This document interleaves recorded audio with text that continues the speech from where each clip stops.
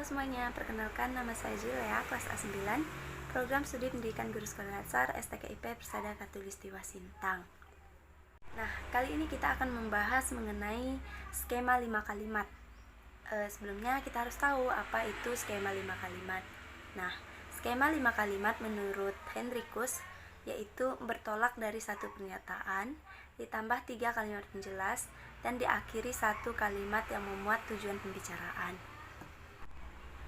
Nah, skema 5 kalimat ini terdapat 4 macam. Yang pertama, skema filsafat skolastik atau berdebat. Yang kedua, skema the way atau teori berpikir. Yang ketiga yaitu skema Korer atau berpikir kritis.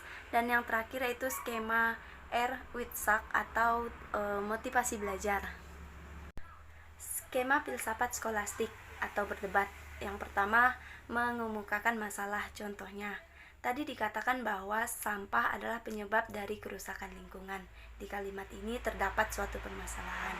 Yang kedua yaitu melihat yang tidak termasuk masalah. Contohnya, kerusakan lingkungan tidak hanya disebabkan oleh sampah.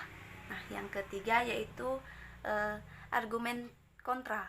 Contohnya, sampah adalah faktor penyebab kerusakan lingkungan.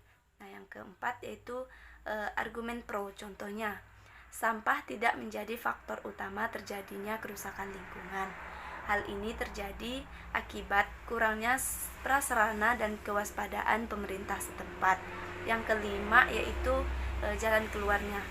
Jika mereka sadar akan kebersihan lingkungan, maka mereka tidak akan membuang sampah ke sembarang tempat dan lingkungan tidak akan menjadi rusak. Nah, itu adalah contoh dari skema filsafat skolastik atau berdebat. Nah, yang selanjutnya yaitu skema the way atau teori berpikir.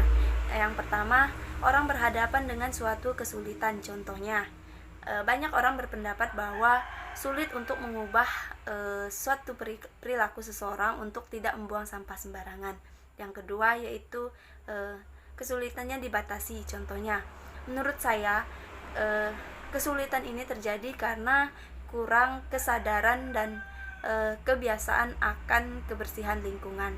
Yang ketiga yaitu jalan keluar. Menurut saya, seharusnya orang tua itu mengajarkan kepada anaknya tentang pentingnya kebersihan lingkungan sejak dini. Yang keempat yaitu teoritis. Nasihat atau motivasi saja tidak bisa mengubah perilaku seseorang. Yang kelima yaitu memperhatikan akibat lanjut dalam kehidupan praktis. Contohnya, sesuatu yang sering dilakukan akan membuat kebiasaan pada seseorang. Nah, itu adalah contoh kalimat dari skema the way. Nah, yang selanjutnya itu skema Korel atau teori berpikir. Yang pertama, motivasi. Nah, contohnya, pendidikan karakter harus ditanamkan sejak dini. Nah, di kalimat ini terdapat motivasi. Yang kedua yaitu pembatasan masalah. Contohnya, kita dihadapkan pada tingkat minimnya karakter pada anak. Nah, yang ketiga yaitu diskusi. Guru dihadapkan pada kendala-kendala dalam mengimplementasikan pendidikan karakter di sekolah. Yang keempat yaitu jalan keluar. Contohnya, menurut saya, guru harus memahami konsep tentang pendidikan karakter. Nah, yang kelima, yang terakhir yaitu aplikasi penegasan atau jalan keluar. Contohnya, seorang guru diteladani karena integritasnya, dihormati karena tindakannya, bukan karena status atau jabatannya. Seorang guru yang ingin menularkan karakternya harus mampu mengambil inisiatif dalam perilaku, bukan hanya memerintah tetapi memulai dari dirinya sendiri. Nah, itu adalah contoh dari skema Korel. Nah, yang selanjutnya yaitu skema Witzak atau motivasi belajar. Yang pertama yaitu mengapa saya belajar. Contohnya, pendidikan menentukan arah masa depan anak. Nah, yang kedua yaitu apa yang saya bicarakan. Contohnya, salah satu cara menentukan masa depan anak yaitu peran orang tua dalam mengetahui apa saja minat dan bakat anaknya tersebut. Nah, yang ketiga